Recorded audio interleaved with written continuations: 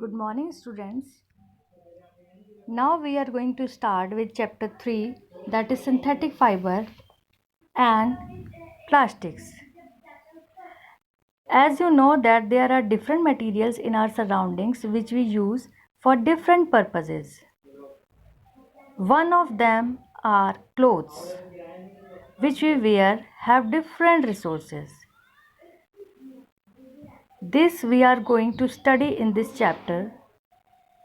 Some resources are natural like plants and animals.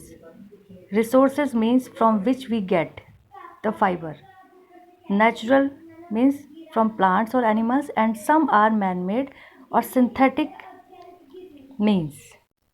So here in this chapter we learn about synthetic means or synthetic fiber, how they are formed and what are the need of synthetic fibers. There are basically two types of fibers which you learned in the previous classes. First one is natural fiber we get from nature, and second is synthetic fiber.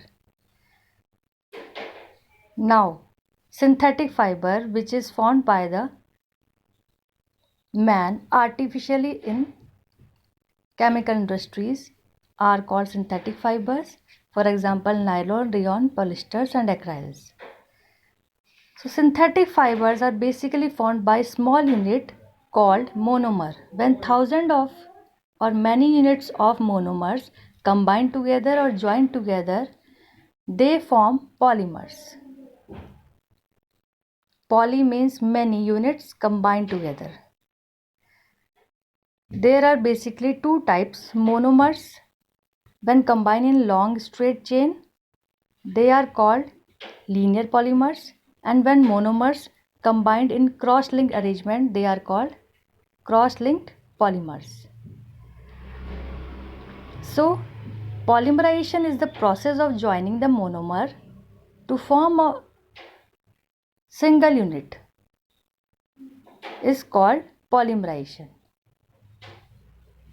Now, question arises, what is the need of making polymers? Why we make them polymers when we have different type of natural fibers?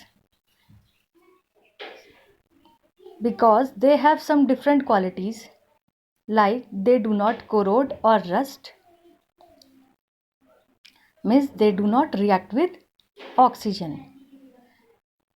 They are produce various colors, they can be produced in various colors, they can be give different shapes, they are very strong, and most important is they are less expensive, which can be easily affordable by everybody. But the disadvantage is that they are non-biodegradable substances, means they cannot be decomposed by bacteria and fungi, or they can catch fire easily.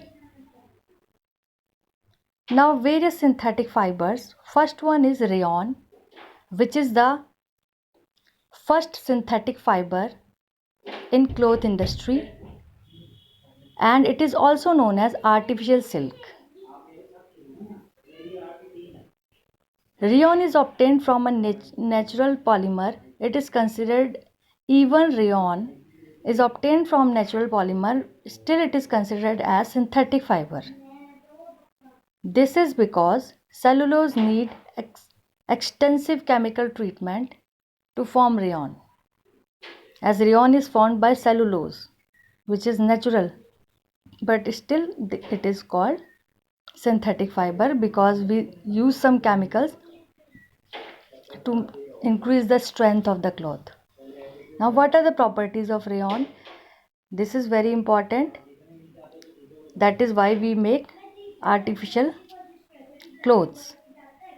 As rayon drapes well, very easy or comfortable to wear. It is good absorbent. It does not shrink.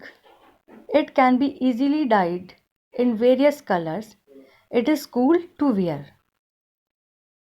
These are the properties, and main advantages are that it can be easily mixed with other fibers like cotton and rayon.